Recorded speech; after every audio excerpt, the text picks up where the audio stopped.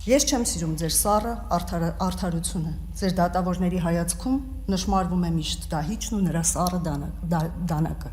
Այսպես խոսեց զրադաշտը։ Իսկ ինչպես խոսեց Լուսինե Բադալյանը։ Ես ձեզ շանս եմ տալիս։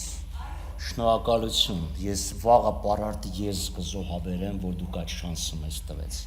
Մոգական էր։ Խորհրդարանում բորբոքված քննարկումներ են Նիցշեի քաղաքականության, պատմության ու սահմանադրության վերաբերյալ։ Հերոսը հեռուստատեսության ու ռադիոյի հանձնաժողովի անդամ Հակոբ Հակոբյանն է, Հակոբ Մովսես գրական անունով։ Հայ ժողովրդի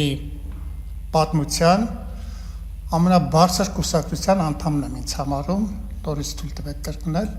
Ես գրող եմ, մտավորական եմ։ Հակոբ Մովսեսը խորհրդարանում էր, որովհետև նրա լիազորությունները դադարեցնելու հարցներ օրակարգում, ընդդիմադիր Հայաստան խմբակցության հեղինակմամբ։ Հիմնավորումն այն է, որ նա որպես պետական անկախ մարմնի անդամ խախտել է սահմանադրության կետը, որով այս հանձնաժողովի անդամը քաղաքական զսպվածություն պիտի ցուցաբերի։ Այնինչ հարցազրույցներում Հակոբ Մովսեսը դաշնակցության դեմ է խոսում։ Առաջինայինին տված հարցազրույցում դաշնակցական գաղափարախոսությունը, մահկամազատություն կարգախոսը վտանգավոր է համարում։ Կոռուպցիայի կանխարգելման հանձնաժողովն էլ եզրակացություն ունի։ Հակոբ Մովսեսը վարքագծի կանոն է խախտում։ Հանձնաժողովի անդամն ինքը համաձայն չէ, ասում է, որպես մտավորական եմ հանդես գալիս։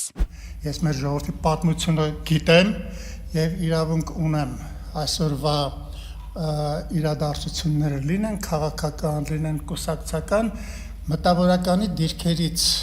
վերլուծելու։ Դաշնակցական Լիլիթ Գալստյանը հիշեցրեց, որ հանձնաժողովի անդամը խորհրդարանի ամբիոնից որպես պոետ ու մտավորական չի երդվել, այլ որպես մի հանձնաժողովի անդամ, որ քաղաքական չեզոքության ու բազմակարծության երաշխավոր պիտի լիներ։ Այնինչ Գալստյանի տպավորությամբ Հակոբ Մովսես մտավորականի խոսքը միշտ համահունչ է իշխանականների հետ, նրան իշխանությունների վարքը գովերքող տրուբադուր անվանեց։ Մտեք ՀՊ-ի ցուցակ։ Մանավանդ որ նախընտրական քաստինգը սկսվել է, սեզոնն է եւ ձեր նվիրումը վստահ եմ կգնահատվի։ Քաղաքացիական պայմանագրի պատգամավորները կարծում են Հակոբ Մովսեսը թանկարժեք մտահոգություններ է հայտնել պատմության դաշնակցության վերաբերյալ։ Ահա թե ինչու դաշնակցական պատգամավորներն ուզում են փակել նրա բերանը ու նրա լիազորությունների հարցն են խորհրդարան բերել։ Դուք ուզում եք փակեք իր բերանը, օգտագործելով օրենքի տառը, ստեղ է դա տեղի ունենում։ Դուք չեք ուզում, դուք վիրավորված չեք, դուք զինաթափված եք։ Եթե իշխանության լինեիք, այլ կերպ կփակեիք նրա բերանը, ասաց ԿՊ-ական Արման Եղոյանը։ Ժամեր շարունակ հոյդա ԿՊ բանավեճ ծավալվեց դաշնակցության պատմության վերաբերյալ։ Խնդիրն այն է, որ դուք սկսել եք մահկամ ազատությունից, ավարտել եք 004 շրջաբերականով։ Դուք մահկամ ազատություն գորացողներից դարձել եք չէ, ինչ անկախություն, դա վտանգավոր է։ Դուք մահկամ ազատություն գոչողներից դարձել եք ԿԳԲ գործակալ պաշտպանողի։ Մահ կամ գուբերնիա։ Դուք խորտակված եք որպես քաղաքական միավոր, հաջողություն, շնորհակալություն։ ԿՊ-ականներից Արփինե Դավոյանն այս քննարկմանն ընթരാճ նույնիսկ դաշնակցության ծրագիրներ ուսումնասիրել։ Ոնց որ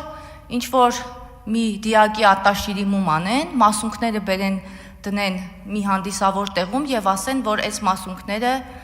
ինչ-որ որոշիչ դեր են կատարում։ Դաշնակցությանը դատողներն արխիվում են ուշքի եկեք իշխանականներին, հորդորեց դաշնակցական Արմեն Ռուստամյանը։ 135 տարի մեզ մերժում են, բայց 135 տարի մենք կանք։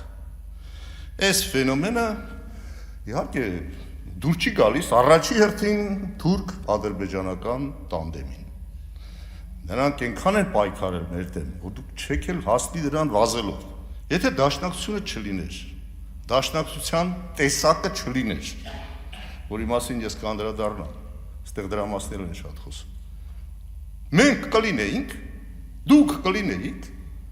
պետություն, որ այսքան շատ խոսում եք, այդ պետությունը կլներ։ Իշխանականները դաշնակցությանը մեղադրում էին այլ պետությանը ծառայելու մեջ, վերջիններս պնդում պետությունն ու անկախությունը հոյդայի ԴՆԹ-ի մեջ են։ Դուք մեզ չեք ներում ձեր հակապատկերը լինելու համար։ Պարբերաբար վերադառնում էր թեման, թե ինչի մասին է այս քննարկումը։ Անկախ հանձնաժողովի անդամը քաղաքական զսպվածության վերաբերյալ սահմանադրական նորմն է խախտել։ Դաշնակցական Քրիստինե Վարդանյանը հաշվել է, թե որքան գումար է ստացել Հակոբ Մովսեսը հարկատուների գրպանից, որ падգամավորի բնորոշմամբ իշխանական պրոպագանդիստ աշխատի։ Որ այս ամենի համար Հակոբ Մովսեսը 4 տարի ես հաշվեցի շուրջ 30 միլիոն դրամ եք ստացել պետությունից։ Այսինքն մեր քաղաքացին գիտի, որ ինքը Հակոբ Մովսեսը իր հարկերից այս գործունեությունն է ծավալում։ Համաձայն է դրա հետ։ Համաձայն է, դրա համար եք դուք ընտրվել, գնացեք ԿՊՑ-անք աշխատավարձ բանը։ Իսկ եթե հանձնաժողովի անդամը որպես մտավորական է հարցազրույցներ տալիս, ինչու նրան նուրբ հոգին չի փոթորկվում օրինակ վարչապետի Ավտոշարասյան հարվածից մահացած Սոնա Մնացականյանի ձգձգվող դատավարության թեմայով, հարցնում է պատգամավորը։ Պաթոսը ճիշտ ասած ինձ թևաթափարեց, ես ոնց որ մեր ժողովուրդը ասում է գուդումից ընկած եմ։ Հակոբ Մովսեսը եզրափակիչ ելույթում անդրադարձավ միայն դաշնակցության վերաբերյալ քննարկումներին։ Չեմ ընդունում, որ ես դաշնակցության հասեին քաղաքական ոտնձգություն եմ կատարել, ես պատմական ուրեմն անալիզ եմ արել եւ պատմական եզրակացություն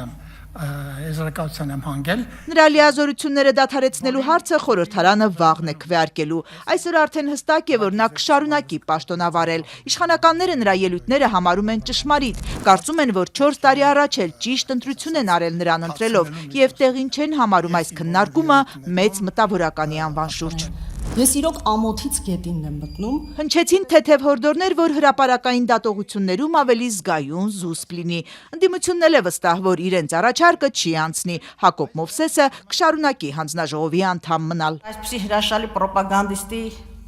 ինչպես ասում են, վարի չեք տա։